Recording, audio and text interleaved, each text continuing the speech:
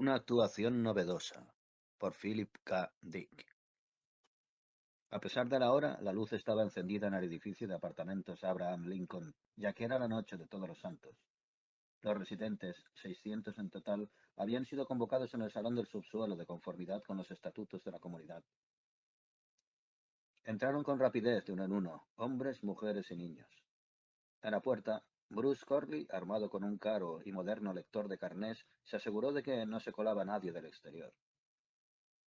Los residentes se sometían a la identificación de buena gana y todos avanzaban, muy deprisa.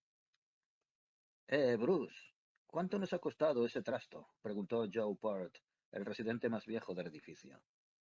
Se había instalado allí en mayo de 1980, el mismo día que se había inaugurado el edificio. Su esposa estaba muerta y sus hijos habían crecido. Se habían casado y se habían largado. Pero Joe seguía allí. Mucho, dijo Bruce Corley, pero esa prueba de fallos. Vamos, que es totalmente fiable. Hasta aquel día, en su condición de sargento de armas, había filtrado a los asistentes basándose únicamente en su capacidad para reconocerlos. Pero de ese modo había dejado pasar a un par de cretinos de Red Robin Hill 3 que habían arruinado la reunión con sus preguntas y comentarios. No volvería a pasar. La señora Wells repartió copias de la orden del día con una sonrisa impasible, mientras repetía una y otra vez la misma cantilena. El punto 3A, aprobación de las respiraciones de la azotea, se ha trasladado al 4A. Tomen nota. Los residentes aceptaban el orden del día y a continuación se bifurcaban en dos corrientes que fluían hacia los dos lados del salón. La facción liberal ocupaba los asientos de la derecha y la facción conservadora los de la izquierda. Ambas ignoraron de manera conspicua la presencia de la otra. Algunas personas sin afiliación, residentes nuevos o tipos excéntricos, tomaron asiento en la parte de atrás, cohibidos y silenciosos, en medio de una sala que era un hervidero de pequeños conciliábulos. El tono y el ambiente eran de tolerancia, pero los residentes sabían que aquella noche se preparaba un enfrentamiento. Presumiblemente, ambos bandos estaban preparados para ello. Por todas partes se oía el crujido de los documentos, las peticiones y los periódicos que se leían y pasaban de mano en mano. Sobre el estrado, sentado a la mesa junto con los cuatro administradores del edificio, se encontraba el presidente Donald Clockman, aquejado aquella noche de un dolor de tripa. Hombre de naturaleza apacible, aborrecía ese tipo de reuniones. Ni siquiera cuando estaba meramente sentado entre el público las soportaba, y aquella noche tenía que desempeñar un papel activo en el asunto. La rotación reglamentaria lo había colocado en la silla de la presidencia como a cualquier otro residente cuando le llegaba el turno, y, claro, tenía que ser precisamente aquella noche cuando el asunto de la escuela llegara a su clímax. La sala estaba casi llena.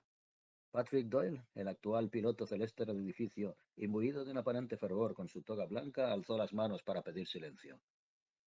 La plegaria inicial, dijo con voz ronca. Carraspeó, sacó una pequeña tarjeta y continuó. Que todo el mundo cierre los ojos e incline la cabeza. Miró de soslayo a Kluckman y a los administradores, y el presidente le indicó que continuara con un gesto de la cabeza. Padre celestial, dijo, nosotros los residentes del edificio comunitario Abraham Lincoln, te pedimos que bendigas la asamblea de esta noche. Te suplicamos que en tu misericordia nos permitas conseguir los fondos para las reparaciones de la azotea que nos parecen esenciales. Te pedimos salud para nuestros enfermos, trabajos para nuestros desempleados y sabiduría para nosotros a la hora de admitir bajo nuestro techo a aquellos que desean unirse a nosotros. Te pedimos también que no permitas que entre gente del exterior que amenace nuestras vidas ordenadas y celosas de la ley. Y te pedimos especialmente, si es tu voluntad, que liberes a Nicole Thibodeau de las jaquecas que le han impedido aparecer últimamente en televisión. Esperamos que esas jaquecas no tengan nada que ver con lo ocurrido hace 2 años, cuando, como todos recordamos, a un tramoyista se le cayó aquel peso sobre su cabeza que la mandó varios días al hospital. Sea como sea, amén. Amén, repitió el público. Kluckman se levantó de su asiento y dijo, ahora, antes de proceder con el orden del día, disfrutaremos de unos minutos de solaz gracia, gracias al talento de nuestros convecinos. Primero, las tres hermanas Fettersmoller del apartamento 205 interpretarán un número de claqué a los acordes de la canción I Built a Stairway to the Stars. Volvió a sentarse, y las tres niñas rubias que el público había visto en tantas actuaciones anteriores, salieron al escenario. Mientras las sonrientes hermanas Fetter-Smoller, con sus pantalones de rayas y sus brillantes chaquetas plateadas, ejecutaban sus pasos sobre el escenario, se abrió la puerta del exterior y apareció un residente tardío, Edgar Stone. Aquella noche llegaba tarde, porque había estado corrigiendo los exámenes del vecino de al lado, el señor Ian Duncan, y a decir verdad, su mente seguía aún en el examen y en el pésimo resultado del pobre señor Duncan, al que apenas conocía. Aunque aún no había terminado la corrección, ya estaba casi convencido de que no lo superaría. En el escenario, las chicas Fetter-Smoller cantaban con sus voces chirriantes. Stone se preguntó por qué estaba allí. Puede que únicamente por evitar la multa, puesto que aquella noche la asistencia era obligatoria. Los recurrentes concursos de talento no le decían nada. Aún se acordaba de los viejos tiempos, cuando los aparatos de televisión llevaban a las casas buenos programas realizados por profesionales.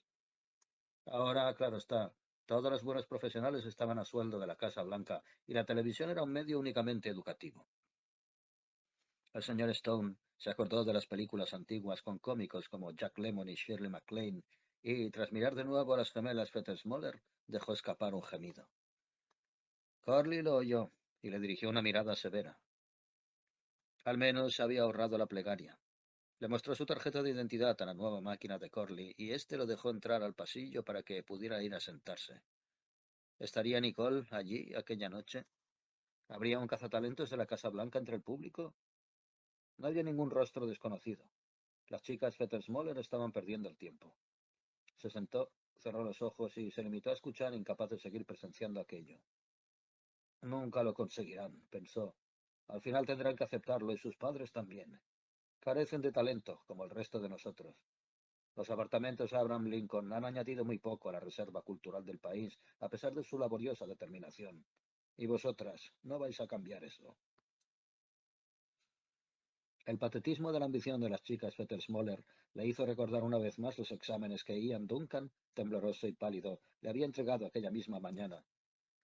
Si Duncan fallaba, sería aún peor que lo de las Fetter-Smoller, porque a él no le dejarían seguir viviendo en el Abraham Lincoln. Lo perderían de vista para siempre. Regresaría a un estado tan antiguo como despreciado. Volvería a encontrarse en un dormitorio comunal, haciendo trabajos forzados, como todos ellos durante su juventud. Claro que también le devolverían el dinero que había pagado por su piso, una generosa suma que representaba la única inversión importante de su vida. Solo desde ese punto de vista, Stone lo envidiaba. ¿Qué haría yo? Se preguntó mientras permanecía allí con los ojos cerrados, si recuperara mi dinero ahora mismo en uno de los suburbios de Chabolas. Puede que emigrara. Podría comprarme una de esas navecillas ilegales que venden en las junglas. Los aplausos lo sacaron de sus ensoñaciones. Las chicas habían terminado, así que se sumó a ellos. En la tarima, Kluckman reclamaba silencio con los brazos. Muy bien, queridos amigos. Sé que todos hemos disfrutado mucho con la actuación, pero esta noche hay mucho más. Y luego están los asuntos serios. No lo olvidemos. Esto hizo sonreír a Stone. Sí, pensó, los asuntos serios. Estaba tenso porque era uno de los radicales que quería abolir la escuela del Abraham Lincoln y enviar a los niños a una escuela pública donde estarían en contacto directo con niños de otros edificios. Era la clase de idea que encontraba siempre una gran oposición. Sin embargo, en las últimas semanas había recabado muchos apoyos. ¿Qué experiencia más enriquecedora sería? Los niños descubrirían que la gente de otros edificios no eran diferentes a ellos. Las barreras entre los edificios de apartamentos caerían y nacería un nuevo entendimiento. Al menos así lo veía Stone. Pero los conservadores pensaban de otro modo. Decían que era demasiado pronto para eso. Los niños pelearían por ver qué edificios de apartamentos era mejor. Más adelante sí, pero de momento todavía era demasiado pronto. Arriesgándose a una cuantiosa multa, Ian Duncan decidió faltar a la asamblea y quedarse en casa aquella noche, estudiando los textos oficiales del gobierno sobre la historia religioso-política de Estados Unidos. Los Relpol los llamaban. Sabía que flojeaba en eso. Ya le costaba comprender los factores económicos que habían contribuido a lo largo del siglo XX a modelar la situación actual, así que las ideologías políticas y religiosas, por ejemplo, la aparición del Partido Demócrata Republicano. Originalmente, habían sido dos partidos diferentes enfrentados en una infructuosa lucha por el poder, al igual que los actuales edificios de apartamentos. En el año 1985 se habían unificado y desde entonces, como un partido único, gobernaba una sociedad estable y pacífica, y a todos sus elementos. Todo el mundo pagaba sus impuestos, asistía a las reuniones y cada 4 años votaban las elecciones presidenciales al candidato que creían que más le gustaría a Nicole. Era tranquilizador saber que ellos, el pueblo, tenían el poder de decidir quién sería el marido de Nicole durante los 4 años siguientes. En cierto sentido, esto otorgaba al electorado el poder absoluto, incluso sobre la propia Nicole, como en el caso del último presidente, Taufik Negal. Las relaciones entre la primera dama y él eran frías, lo que indicaba que a ella no le gustaba demasiado su último cónyuge, pero por descontado, como era una dama, nunca lo reconocería. ¿Cuándo empezó la posición de la primera dama a superar en importancia la del presidente?, preguntaba el rey Paul. En otras palabras, ¿cuándo se volvió matriarcal nuestra sociedad?, pensó Ian Duncan. Alrededor de 1990. Esa me la sé. Hubo algunos indicios anteriores. El cambio se produjo gradualmente. Cada año que pasaba, la figura del presidente se volvía más anónima, mientras que la primera dama iba monopolizando más y más el interés del público. Fue el público quien lo hizo posible. Fue la necesidad de contar con una madre, una esposa, una amante o quizá las tres a la vez. En cualquier caso, ya tienen lo que querían. Tienen a Nicole y ellas esas tres cosas y muchas otras. En el rincón de su salón, el televisor emitió un tan que indicaba que estaba a punto de encenderse. Con un suspiro, Ian Duncan cerró el manual y concentró su atención en la pantalla. Un programa especial relacionado con alguna actividad de la Casa Blanca supuso una visita más, o un exhaustivo análisis, con todo lujo de detalles, sobre la última afición o ocupación de Nicole. ¿Se había aficionado a coleccionar porcelana china? De ser así, tendrían que ver todas y cada una de sus tazas Royal Blue. En efecto, el rostro redondo y moteado de Maxwell Jamieson, secretario de Información de la Casa Blanca, apareció en la pantalla. Levantó una mano e hizo su ya clásico gesto de saludo. Buenas tardes, pueblo de esta nación nuestra, dijo con solemnidad. ¿Alguna vez se han preguntado cómo sería descender al fondo del Océano Pacífico? Nicole sí lo ha hecho. Y para responder a esta pregunta ha reunido en la sala de los tulipanes de la Casa Blanca a tres de los más importantes oceanógrafos del mundo. Esta noche hablará con ellos para todos ustedes en una grabación realizada por la Junta de Asuntos Públicos de la Red Triádica Unificada. Y ahora iremos a la Casa Blanca, se dijo Ian Duncan, al menos indirectamente. Nosotros que no podemos llegar hasta allí, que carecemos de talentos dignos de interesar a la primera dama, siquiera una velada, nosotros podemos verlo de todos modos a través de la cuidadosamente reglamentada ventana de nuestros aparatos de televisión. La verdad es que aquella noche no tenía ganas de verlo, pero le pareció recomendable hacerlo. Puede que hubiera un examen sorpresa al final, y una buena nota en un examen sorpresa podía compensar la mala nota que a buen seguro iba a obtener en su último examen político, que en aquel mismo momento estaría corrigiendo su vecino, el señor Stone. En la pantalla aparecieron entonces las bellas y tranquilas facciones, la pálida tez y los ojos inteligentes, el sabio y al mismo tiempo vivaz semblante de una mujer que había conseguido monopolizar su atención, a la que un país y casi el planeta entero seguía de manera obsesiva. Al verla, Ian Duncan se sintió embargado por el miedo. Le había fallado. De algún modo el resultado de sus exámenes llegaría hasta ella, y aunque no diría nada, su decepción estaría allí. Buenas noches, dijo Nicole con la voz susurrante y ligeramente ronca que la caracterizaba. Lo que pasa es, se oyó Duncan murmurar, que no tengo cabeza para la abstracción. O sea, a toda esta filosofía religioso-política no le encuentro sentido. No podría concentrarme en la realidad concreta. Tendría que estar fabricando ladrillos o zapatos. Debería estar en Marte, pensó, en la frontera. Aquí me estoy pudriendo. Deja que me vaya, Nicole, se dijo con desesperación. No me obligues a presentarme a más exámenes porque no tengo la menor oportunidad de aprobarlos. Lo mismo que este programa sobre los fondos marinos. Cuando termine ya habré olvidado todo lo que han dicho. No le sirvo de nada al Partido Demócrata Republicano. Pensó en su hermano. Al podría ayudarme. Al podría. Trabajaba para Looney Luke. en uno de sus concesionarios, vendiendo unas pequeñas naves de plástico y metal que hasta los más pringados podían permitirse. Naves que con un poco de suerte podían llegar hasta Marte. Al, se dijo, podrías conseguirme una de esas, a precio de mayorista. En ese instante, en la pantalla del televisor, Nicole estaba diciendo, y la verdad es que es un mundo fascinante. Un mundo de entidades luminosas que sobrepasan en variedad y maravilla cualquier cosa que podamos encontrar en otros planetas. Los científicos aseguran que hay más formas de vida en los océanos. Su rostro desapareció, reemplazado por una secuencia que mostraba unos peces extraños y grotescos.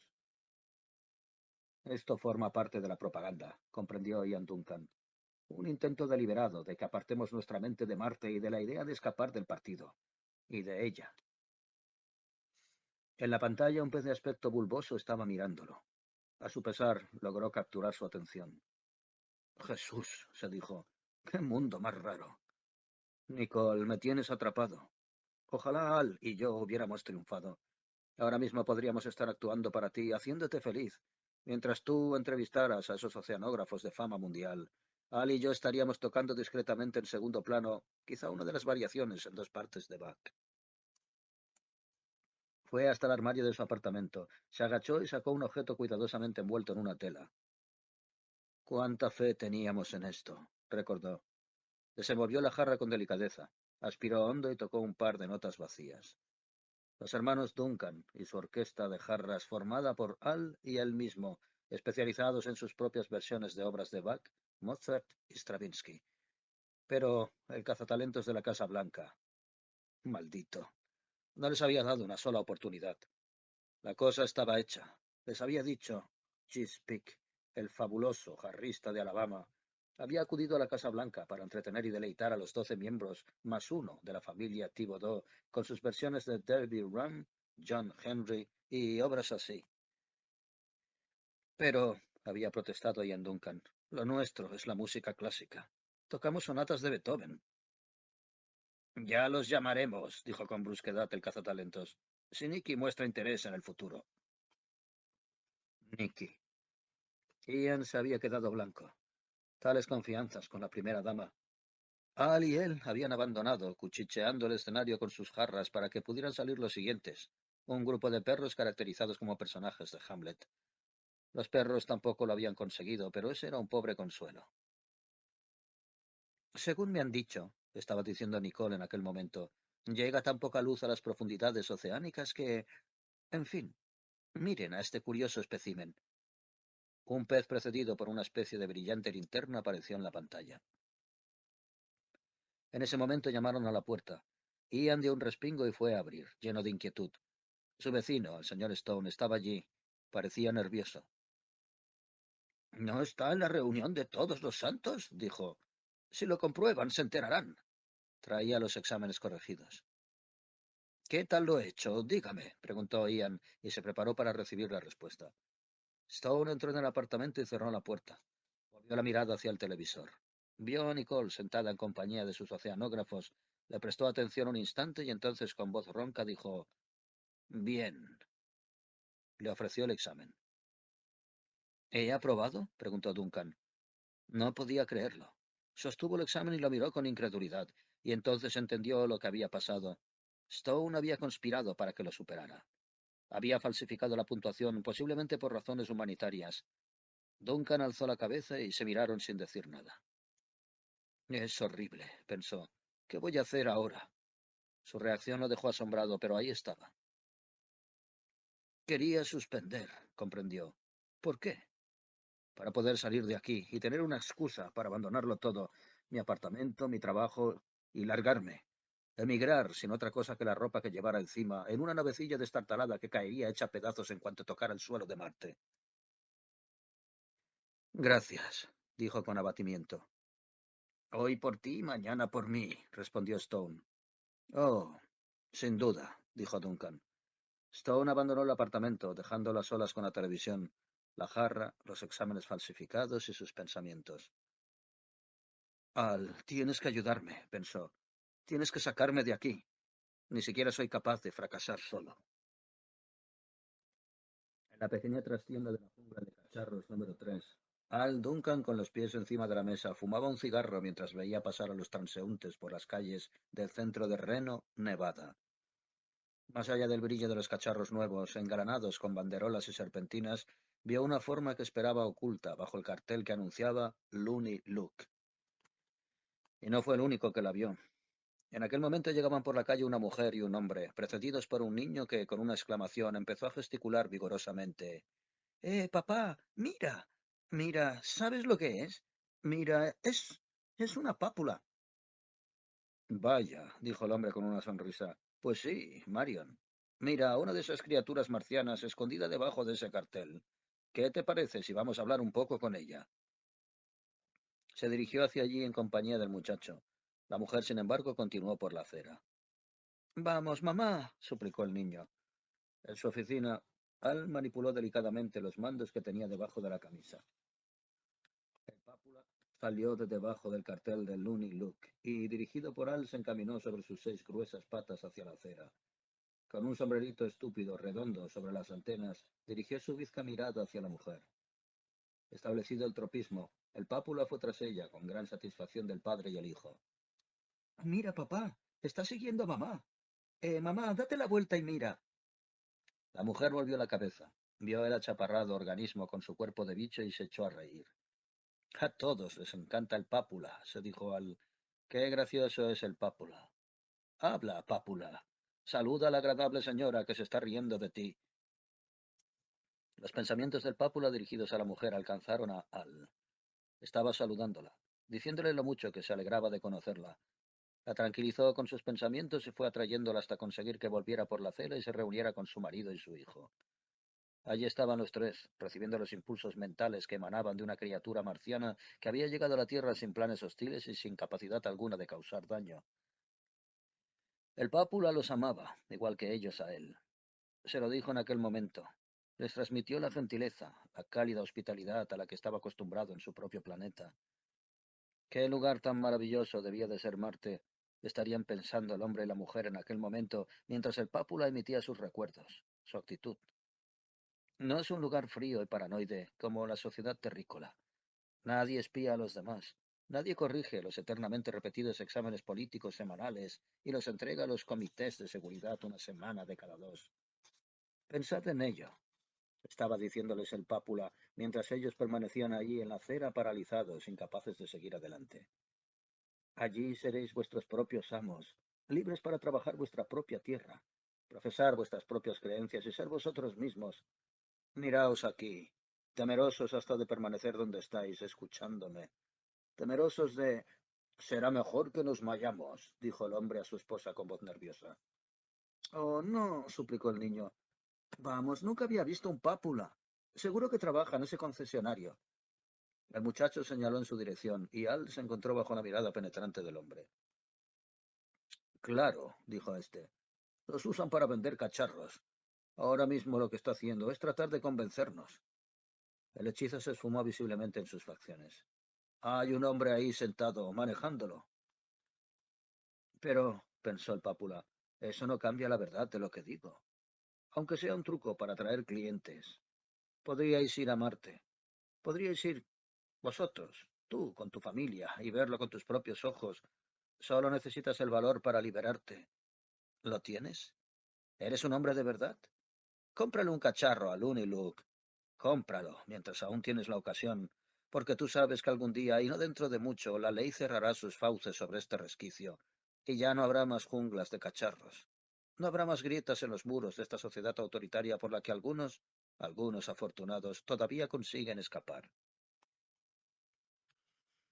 Manipulando los controles que llevaban el torso, Al quiso asegurarse la venta.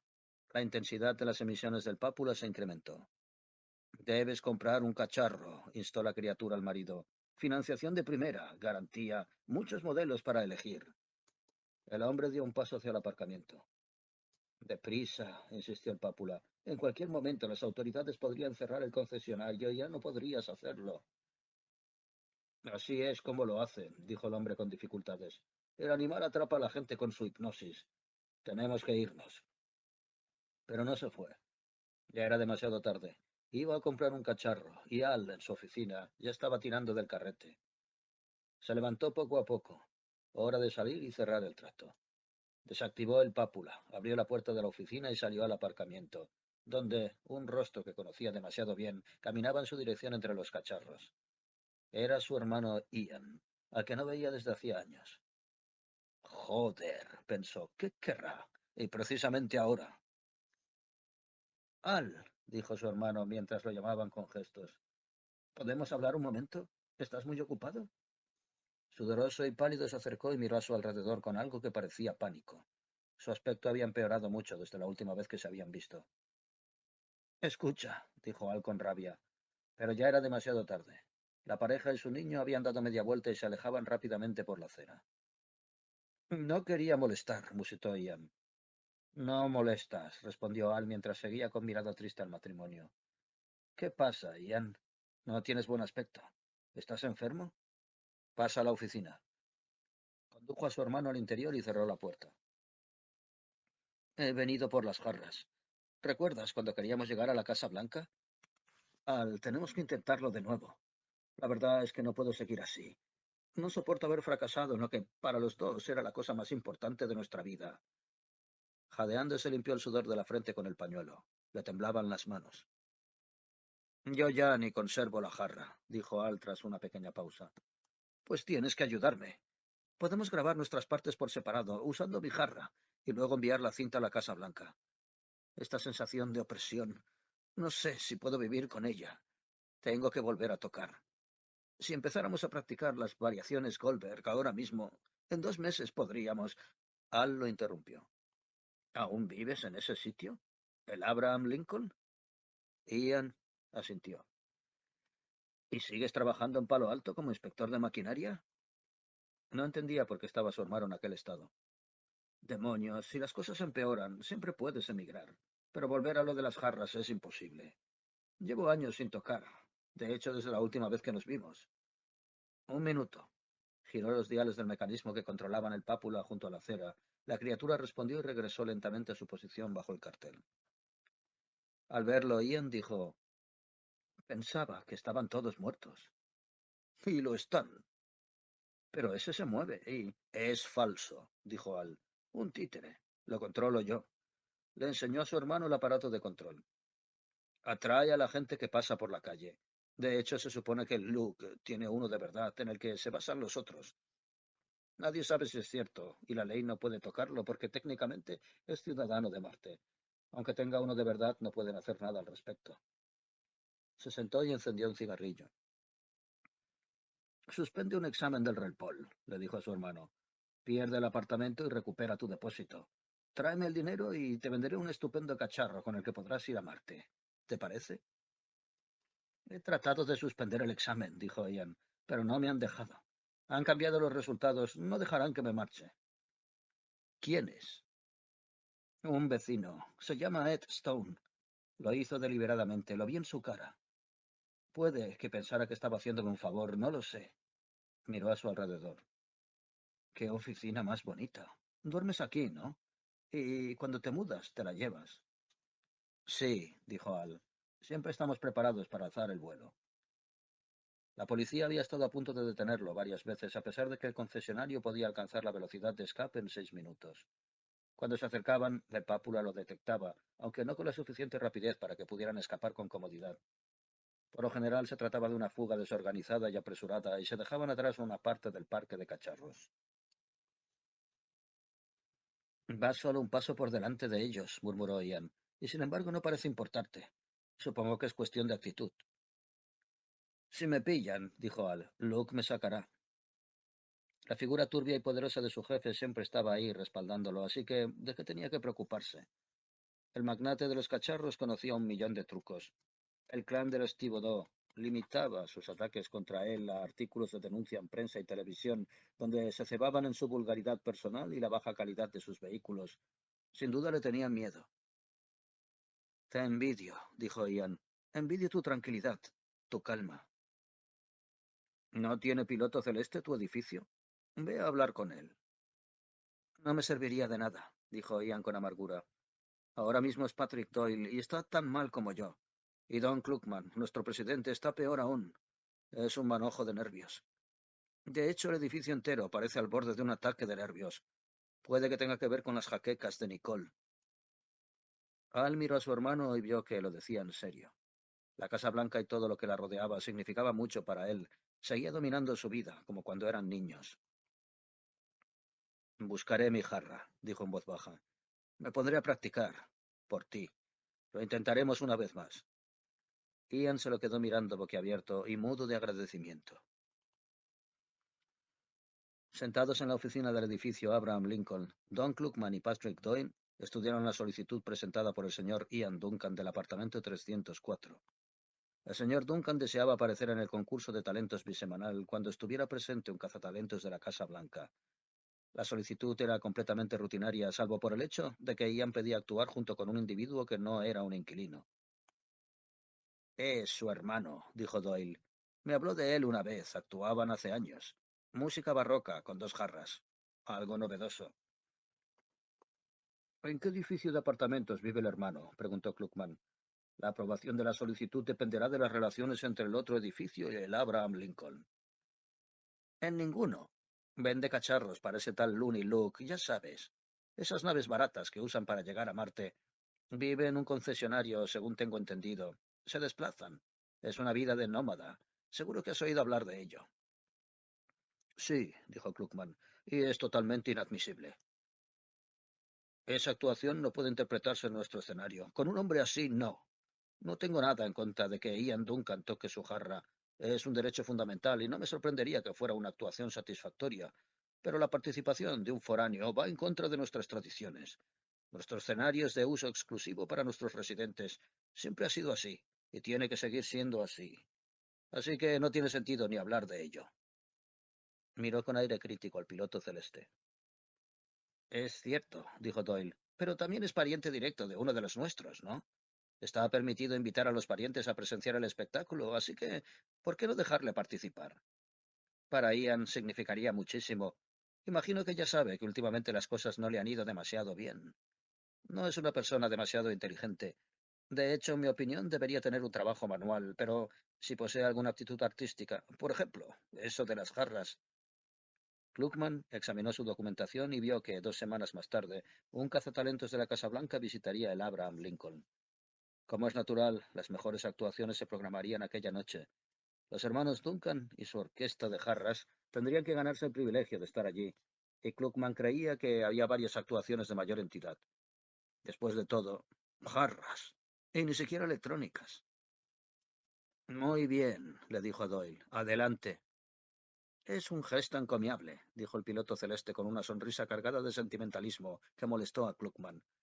Y creo que disfrutaremos todos de Bach y Vivaldi, interpretados por los inimitables Duncan con sus jarras. Kluckman se encogió por dentro, pero asintió.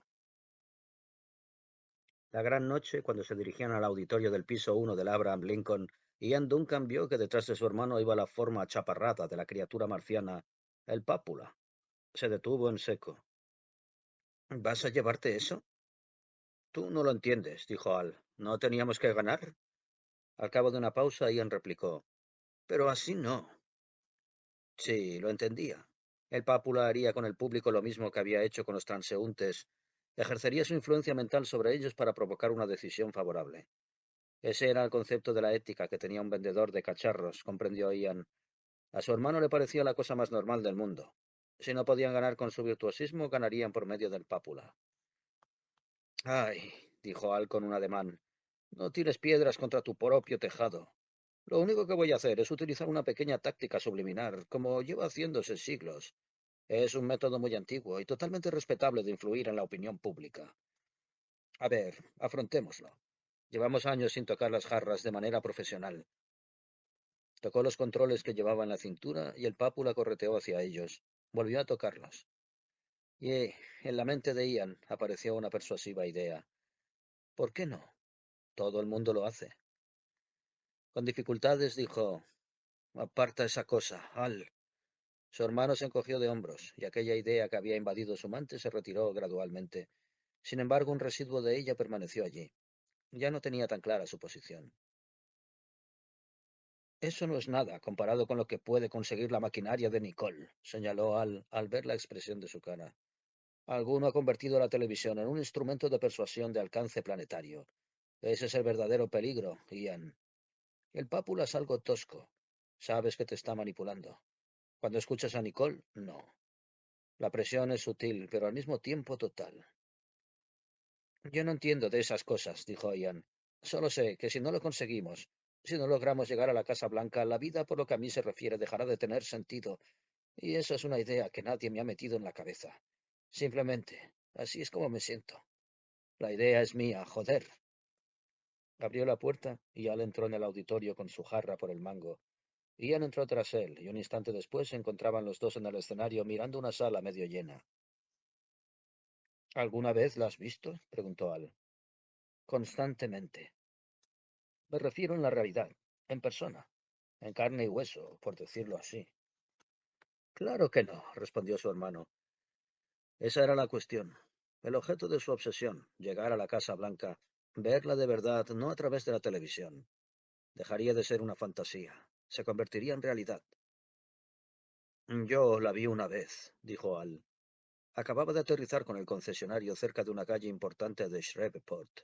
Era temprano, sobre las 8 de la mañana. Vi que se acercaba una comitiva de coches oficiales.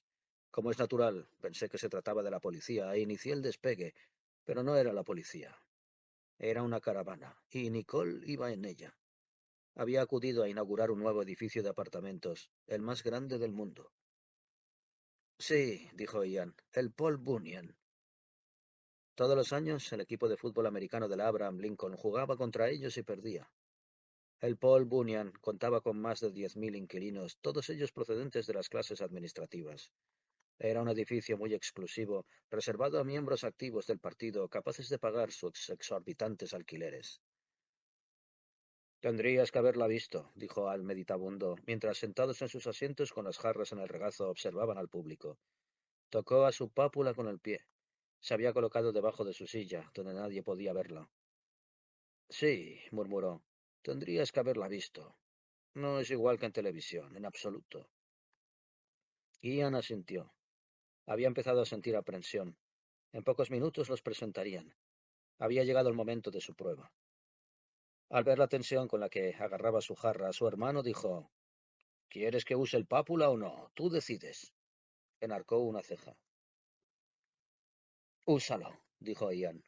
Muy bien, respondió Al mientras introducía una mano en la chaqueta. Acarició discretamente los controles y debajo de su silla el pápula avanzó agitando las antenas y bizqueando.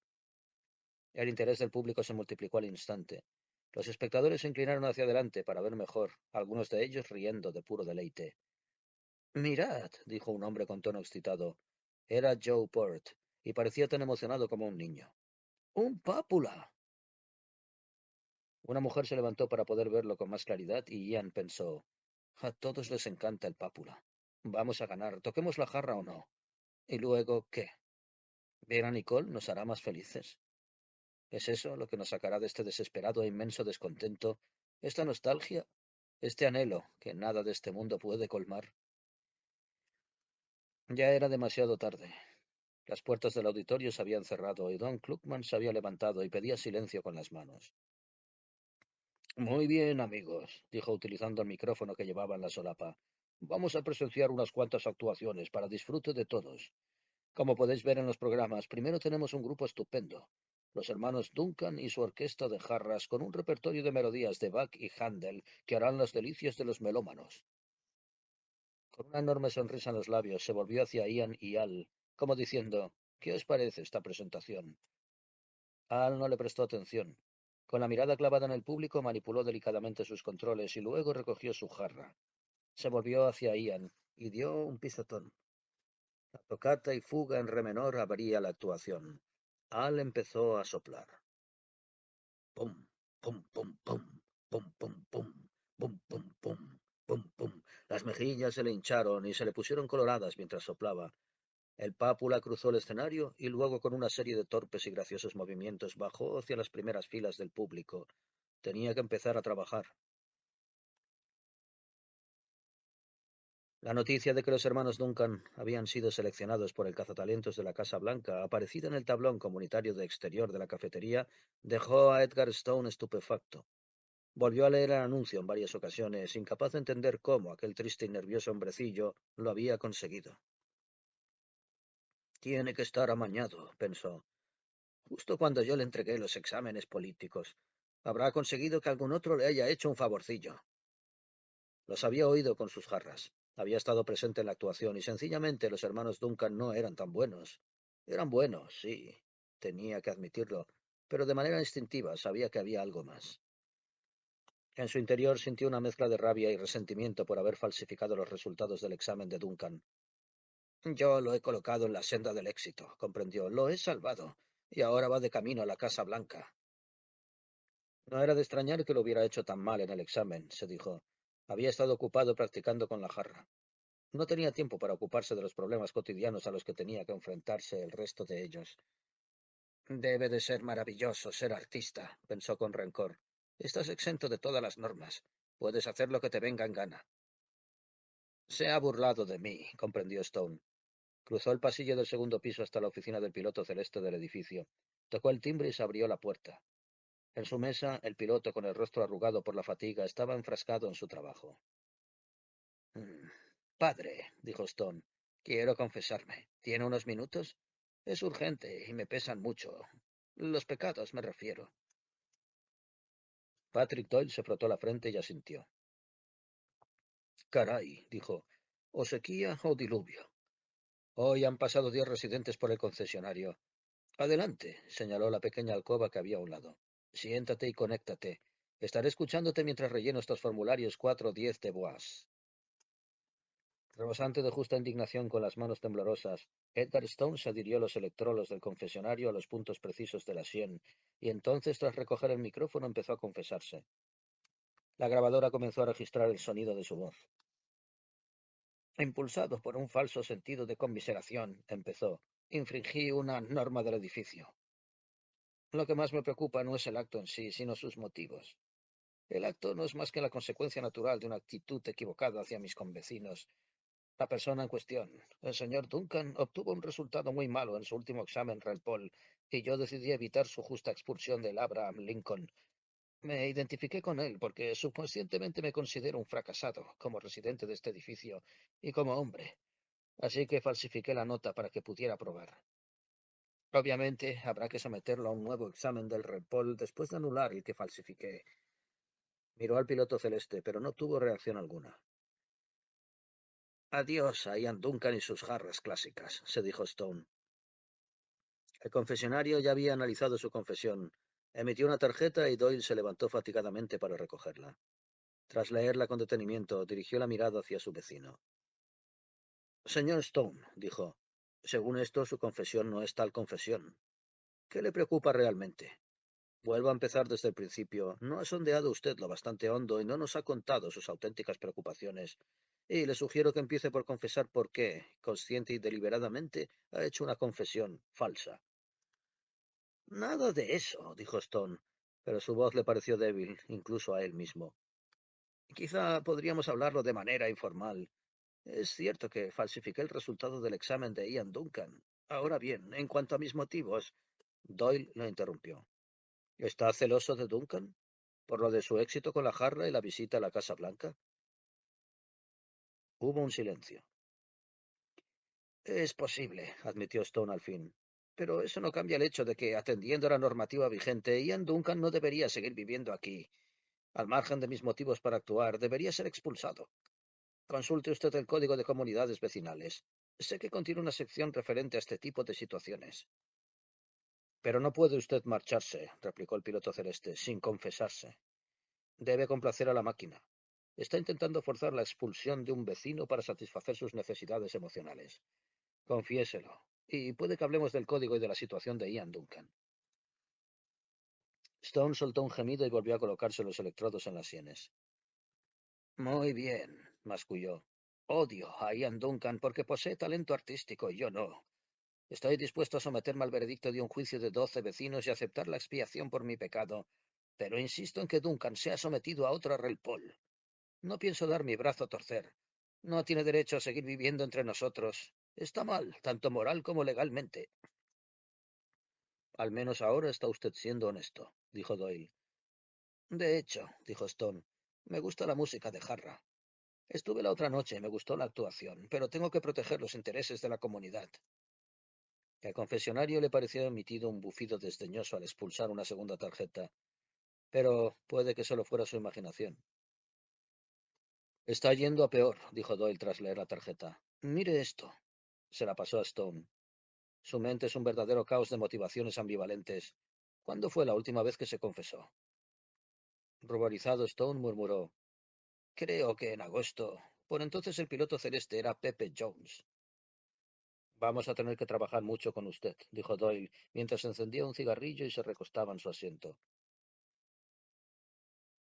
Tras muchas discusiones, habían decidido que abrirían su actuación en la Casa Blanca con una pieza de Bach, la Chaconne en re menor. A Al siempre le había gustado mucho, a pesar de las dificultades que acarreaba, la doble parada y todo lo demás. En cuanto a Ian, el mero hecho de pensar en la Chaconne bastaba para ponerlo nervioso. Ahora que ya estaba decidido, lamentaba que no se hubiera decantado por la mucho más sencilla suite de cello sin acompañamiento número 5, pero era demasiado tarde. Al ya había enviado la información al secretario de AR, Artistas y Repertorios de la Casa Blanca, Harold Slesak. No te preocupes, dijo su hermano. Eres la segunda jarra. ¿Te importa? No, respondió Ian. De hecho, era un alivio. A él le tocaba la parte más difícil. Más allá del perímetro de la jungla de cacharros, número 3 por la acera, se movía el pápula en busca de nuevos clientes. Eran ya las 10 de la mañana, y aún no habían visto a nadie digno de echarle el lazo. Aquel día el concesionario había aterrizado en la zona de las colinas de Oakland, California, entre las calles sinuosas y arboladas del mejor barrio residencial de la ciudad. Al otro lado del aparcamiento se levantaba el Joe Louis, un lujosísimo edificio de apartamentos de estructura peculiar, formado por casi un millar de viviendas ocupadas en su mayor parte por acaudalados hombres de color. A la luz de la mañana, el edificio parecía especialmente limpio y bien cuidado. El guardia con insignia y pistola que custodiaba la entrada detenía a todos los no residentes que intentaban entrar. Slesak tiene que aprobar el programa, le recordó Al. Puede que Nicole no quiera oír la Chacón. Tiene gustos muy exclusivos que cambian constantemente. En su mente, Ian vio a Nicole tendida en su enorme cama, con su bata rosa de volantes, estudiando el programa que se le presentaba para su aprobación mientras desayunaba. Ya habrá oído hablar de nosotros, pensó. En ese caso ya existimos de verdad. Como niños que necesitan que su madre vea todo lo que hacen. Lo único que nos otorga realidad, nos valida, es la mirada de Nicole. Y cuando sus ojos se aparten de nosotros, pensó entonces, ¿qué? ¿Nos desintegraremos? ¿Volveremos al olvido? Volveremos, reflexionó, a ser átomos, caóticos, sin forma. Volveremos al lugar del que procedemos, al mundo del no ser, el mundo en el que hemos pasado toda nuestra vida hasta ahora. Y puede que nos pida un bis, dijo Al. Hasta podría hacer una petición concreta. He investigado un poco y según parece a veces le gusta oír el granjero feliz de Schumann. ¿Lo oyes? Será mejor que ensayemos el granjero feliz, por si acaso. Sopló unas notas en su jarra con aire pensativo. No puedo, dijo Ian de repente. No puedo seguir. Significa demasiado para mí. Seguro que algo sale mal. No le gustará y nos echarán a patadas, y nunca podremos superarlo. Mira, empezó a decir Al, tenemos el pápula. Y eso es un gran... se interrumpió. Un hombre, entrado en años, alto y encorvado, con un carísimo traje azul de rayas de fibra natural, se acercaba por la acera. Dios mío, es Luke en persona, dijo. Parecía aterrorizado. Solo lo he visto 2 veces en toda mi vida. Algo va mal. Será mejor que llames al pápula, dijo Ian. La criatura había empezado a acercarse a Looney Luke. Con expresión de perplejidad, Al respondió: No puedo. Toqueteó desesperadamente los controles que llevaba en la cintura. No responde. El pápula llegó junto a Luke, quien se agachó, recogió al bicho y luego siguió caminando con él bajo el brazo. Ahora lo controla él, dijo Al. Miró a su hermano con temor. La puerta de la pequeña estructura se abrió y Looney Luke entró en la oficina. Nos han informado de que estás usando el pápula para asuntos relacionados con tu vida privada, le dijo a Al con voz grave. Te dijimos que no debías hacerlo. Los pápulas pertenecen a los concesionarios, no a los operadores. Venga, Luke, dijo Al. Debería despedirte, dijo Luke. Pero eres un buen vendedor, así que no voy a hacerlo. Pero tendrás que cumplir con la cuota sin ayuda. Con el pápula bajo el brazo se dirigió hacia la puerta. Mi tiempo es muy valioso. Tengo que irme. Vio la jarra de Al.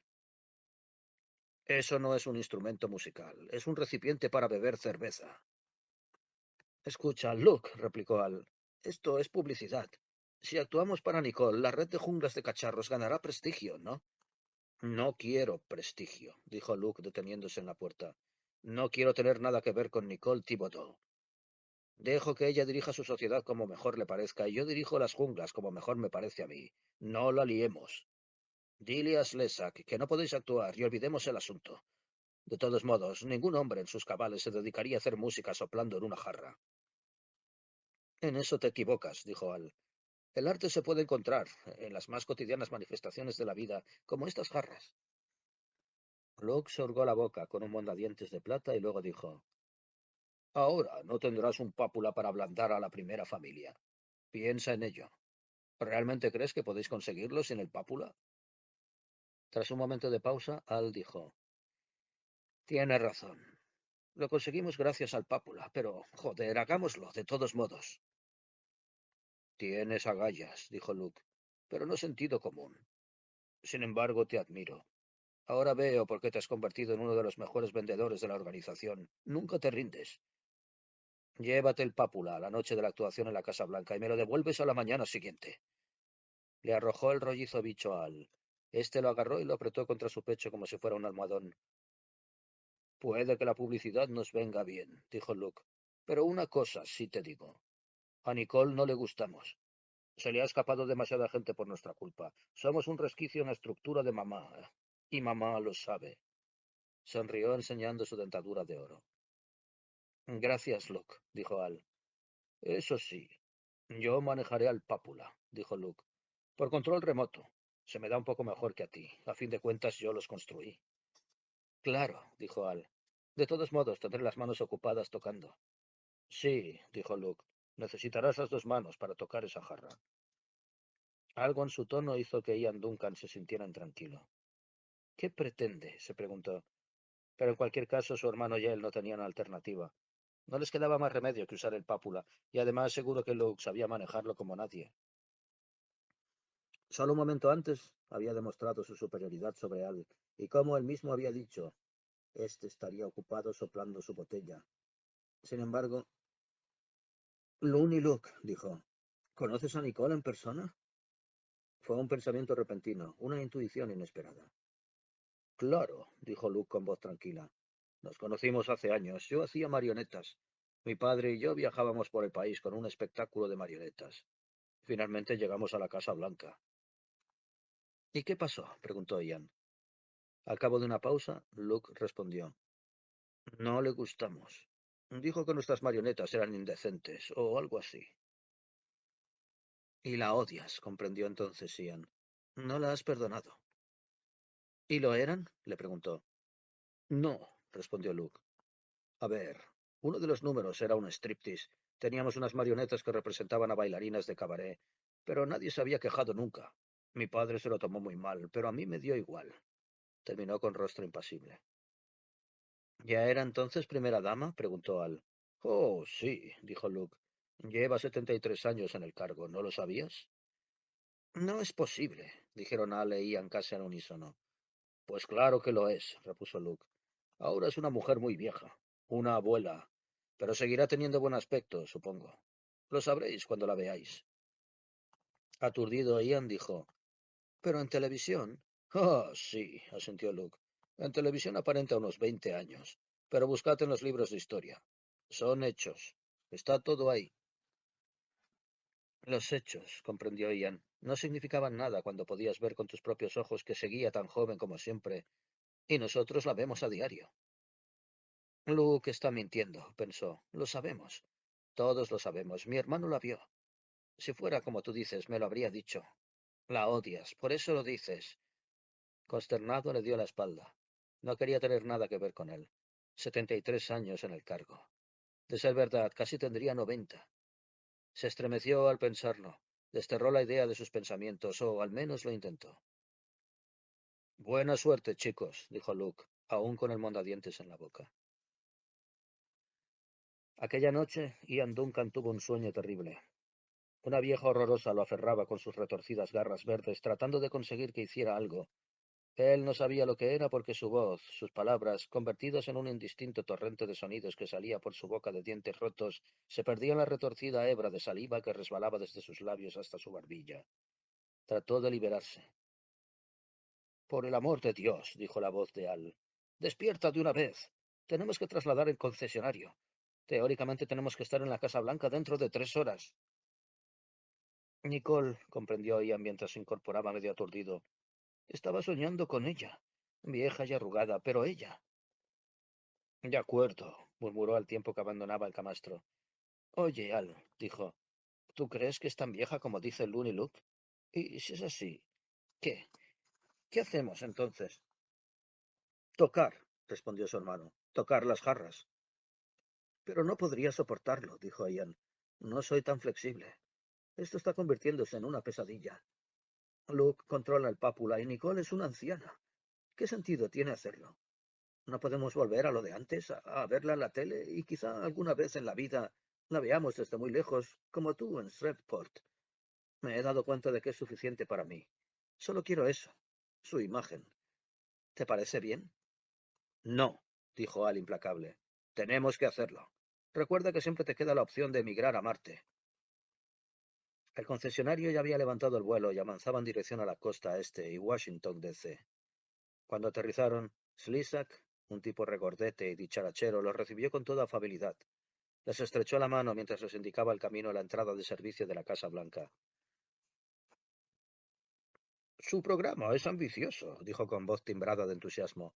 Pero si consiguen que les guste a todos, por mí estupendo. Por todos me refiero a la primera familia y en especial a la primera dama, a quien, por cierto, le entusiasman todas las formas de arte originales. Según los datos biográficos de que disponemos, ustedes dos realizaron un estudio de los discos del periodo comprendido entre 1900 y 1920, con grabaciones de todas las orquestas de jarras de la Guerra de Secesión. De modo que son auténticos jarristas, con la única salvedad, claro está, de que su repertorio es clásico en lugar de folclórico. Exacto, señor, dijo Al.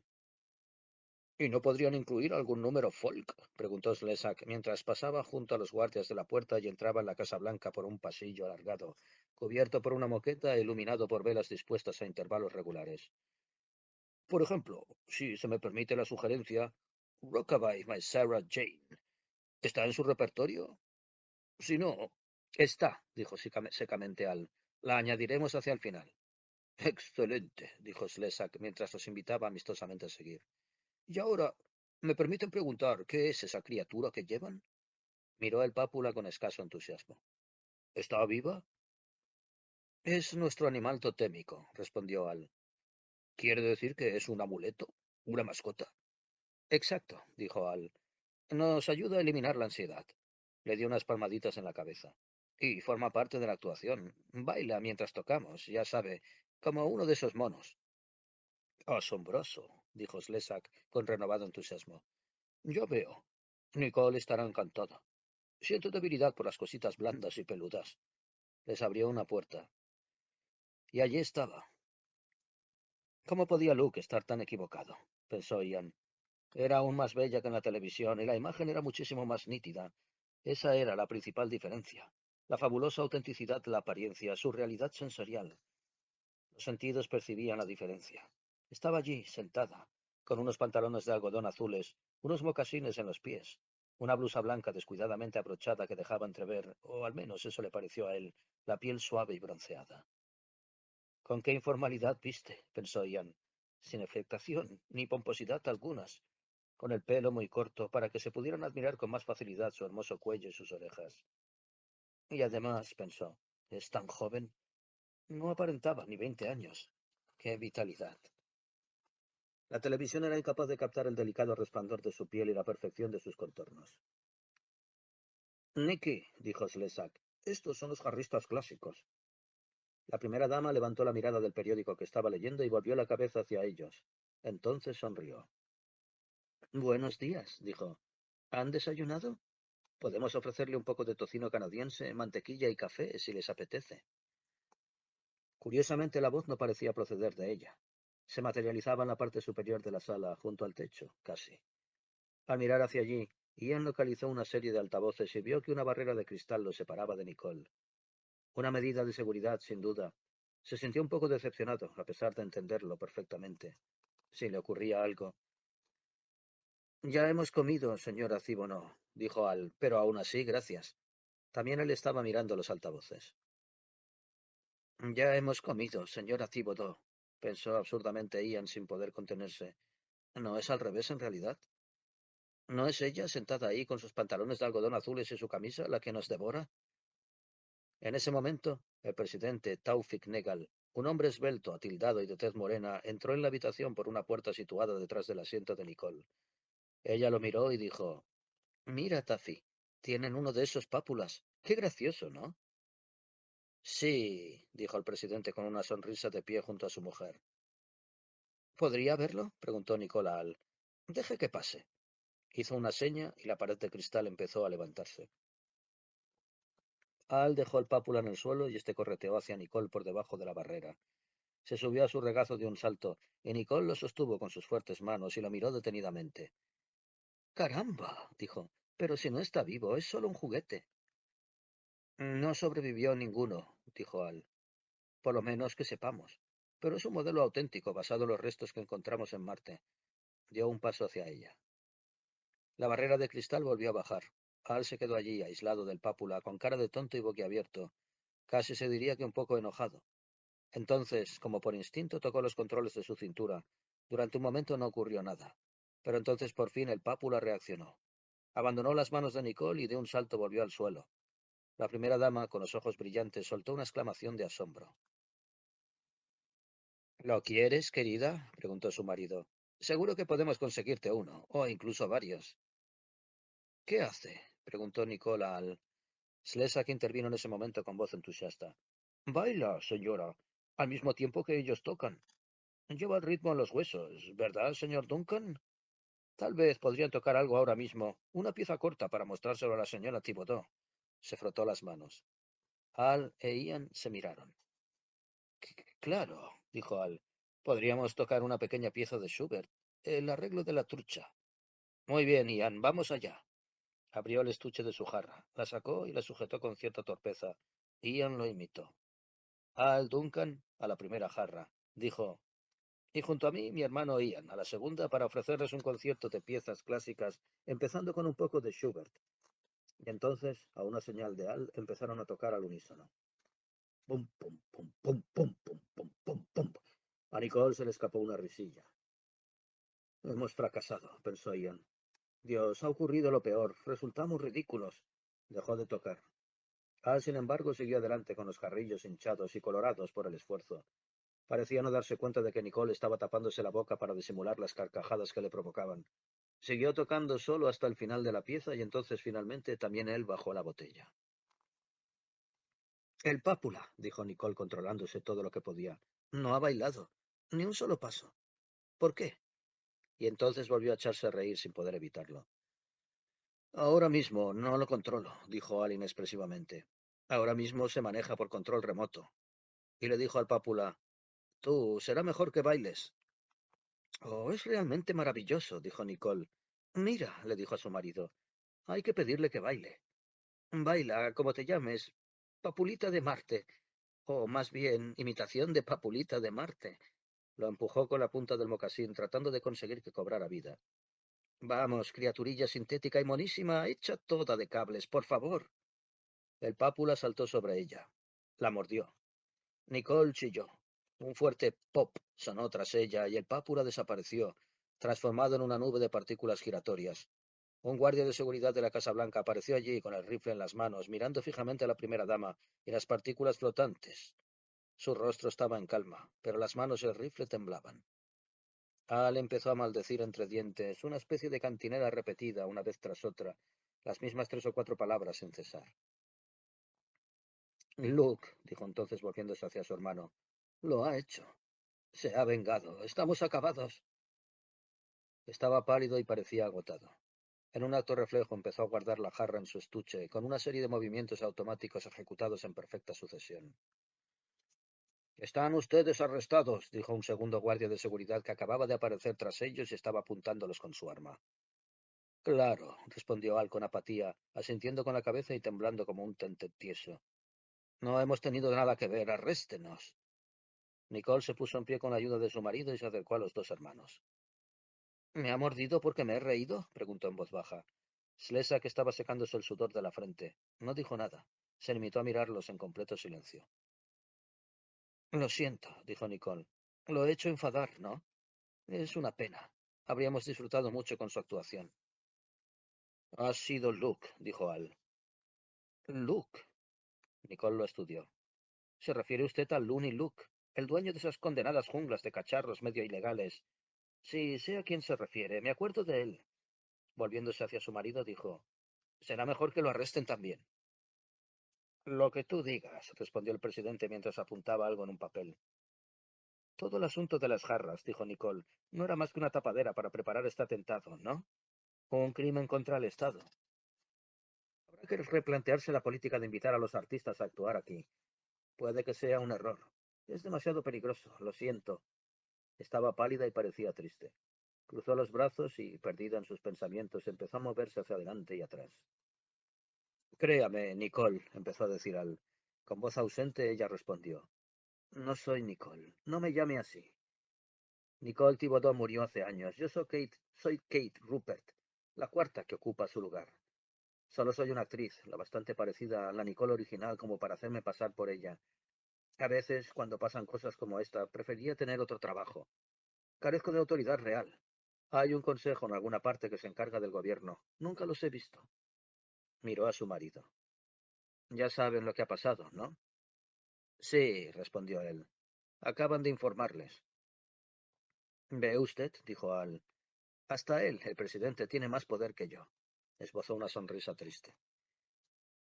¿Cuántas veces han atentado contra usted? Preguntó Al. 6 o 7, respondió ella.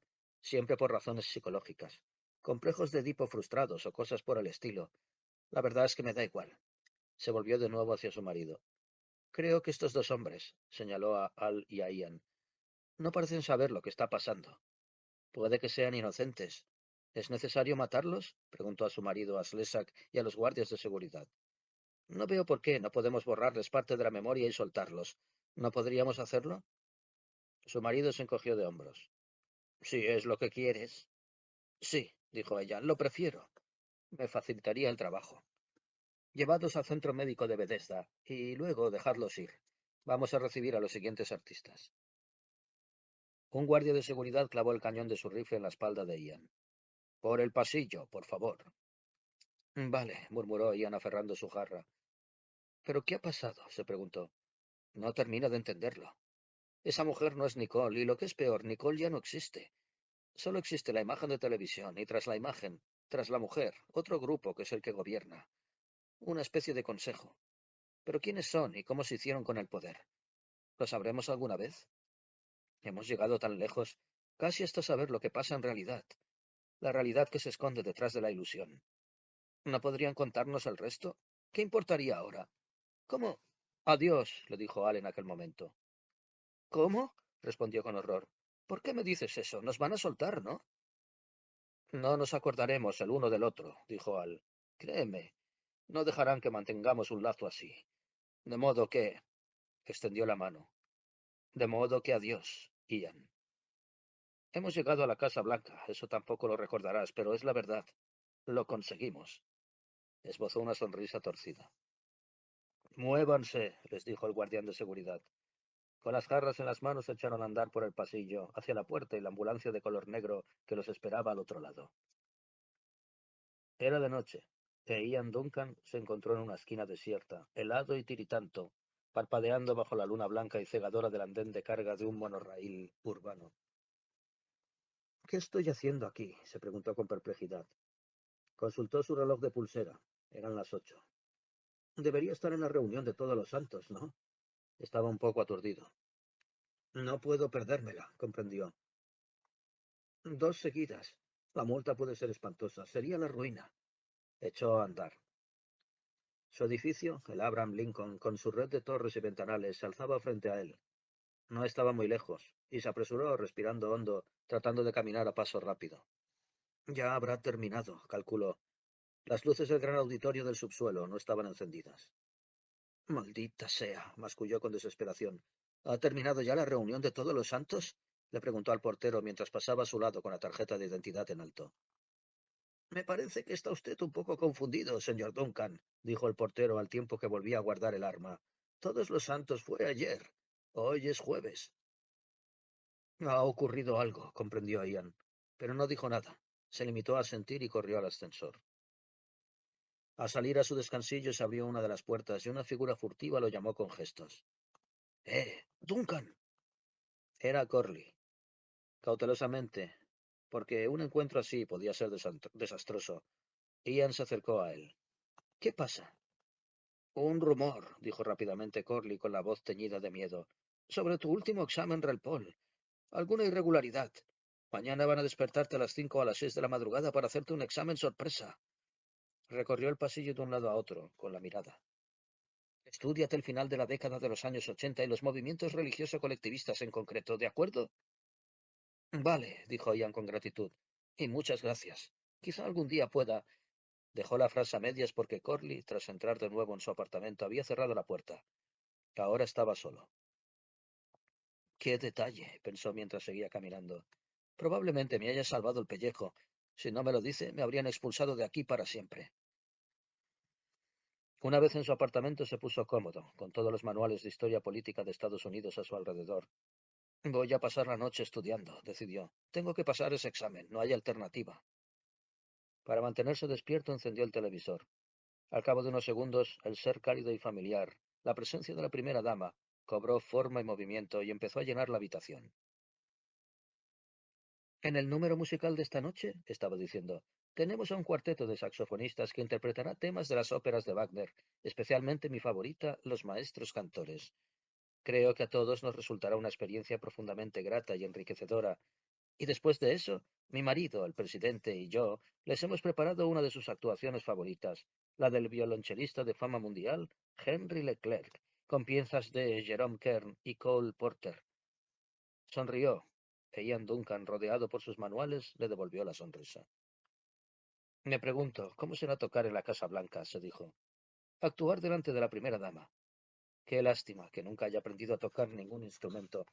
No sé actuar, ni escribir poemas, ni bailar, ni cantar, nada. ¿Qué esperanza me queda? Si viniera de una familia de músicos, si tuviera un padre o unos hermanos que me hubieran enseñado. Entristecido, tomó algunas notas sobre el auge del Partido Fascista Cristiano Francés en 1975, y luego, atraído como siempre por el aparato de televisión, dejó el bolígrafo y se volvió hacia la pantalla. Nicole estaba mostrándoles una porcelana de Delft que habían comprado, explicaba, en una tiendecita de Vermont. ¡Qué colores más preciosos! Lo observó, fascinado, mientras ella con sus dedos fuertes y esbeltos acariciaba la lustrosa superficie de la porcelana. Miren esta porcelana, estaba murmurando Nicole con la voz susurrante que la caracterizaba. ¿No les gustaría tener una igual? ¿No es preciosa? Sí, respondió Ian Duncan. ¿A cuántos de ustedes les gustaría ver de cerca algún día una porcelana así? Preguntó Nicole. Que levanten las manos los que respondan que sí. Ian, esperanzado, levantó la mano. Oh, ¿cuántos? Dijo Nicole con una sonrisa íntima y radiante. Bueno, puede que luego hagamos otro recorrido por la Casa Blanca. ¿Les gustaría? Ian brincó en su silla como un niño y dijo, sí, me gustaría. En la pantalla de televisión parecía que Nicole estuviera sonriéndole directamente a él, así que le devolvió la sonrisa, y entonces al fin, a regañadientes, sintiendo un gran peso, volvió con sus manuales, a las duras realidades de la vida cotidiana interminable. Algo golpeó contra la ventana de su apartamento y una voz débil lo llamó desde el otro lado. Ian Duncan, no tengo mucho tiempo. Se volvió, y allí en la oscuridad de la noche del exterior, vio algo con forma de huevo que flotaba junto a la ventana. En su interior había un hombre que lo llamaba con gestos enérgicos. El huevo hacía put put. El desconocido dejó los motores en punto muerto y abrió la compuerta de una patada. ¿Ya va a empezar el examen? Se preguntó Ian. Se levantó carcomido por la desesperación. ¡Qué pronto! Aún no estoy preparado. Furioso, El recién llegado hizo girar el huevo hasta que el chorro de gases de los cohetes estuvo orientado hacia la superficie del edificio. La habitación se estremeció y cayeron varios trozos de yeso. El calor de los cohetes derritió la ventana. El hombre volvió a gritar desde el otro lado del agujero, tratando de atraer a Ian Duncan. Duncan, date prisa. Ya tengo a tu hermano. Ha partido en otra nave. Era un hombre viejo, con un elegante traje azul de rayas de fibra natural. De un diestro salto abandonó el vehículo y entró en la habitación. Si queremos conseguirlo, tenemos que marcharnos ya. ¿No me recuerdas? Lo mismo que Al. Chico, me quito el sombrero. Ian Duncan lo miró, preguntándose quién sería. ¿Quién era Al y qué estaba pasando? Los psicólogos de mamá han hecho un trabajo excelente con vosotros dos, dijo el anciano, casi sin aliento. Esa Bethesda. Menudo lugar debe de ser. Espero no verlo nunca. Se aproximó a Ian y lo cogió del hombro. La policía está cerrando todas las junglas de cacharros. Tengo que llegar a Marte y te llevo conmigo. No me mires así. Soy Looney Luke. Ahora no me recuerdas, pero lo harás una vez que estemos en Marte y vuelvas a ver a tu hermano. Vamos. Lo empujó hacia el agujero de la pared donde hasta hacía poco había estado la ventana y hacia el vehículo. El cacharro, comprendió Ian, que flotaba al otro lado. Vale, dijo, y se preguntó qué podía llevarse consigo. ¿Qué necesitaría en Marte? ¿Un cepillo de dientes? ¿Un pijama? ¿Un abrigo grueso? Recorrió el apartamento con una última y frenética mirada. En la lejanía empezaron a sonar unas sirenas policiales. Luke volvió a meterse en el cacharro e Ian, aceptando la mano que le ofrecía el anciano, entró tras él. El suelo del vehículo estaba repleto de unas criaturas de color naranja brillante parecidas a insectos que orientaron sus antenas en dirección a él. Pápulas o algo así, creía recordar. Ahora todo irá bien, estaban pensando las pápulas. Looney Luke ha llegado justo a tiempo. Puedes relajarte. Sí, dijo Ian. Se apoyó en el costado del cacharro y se relajó. Por primera vez desde hacía muchos años se sentía en paz. La nave salió disparada hacia la oscuridad de la noche y el nuevo planeta que la esperaba más allá.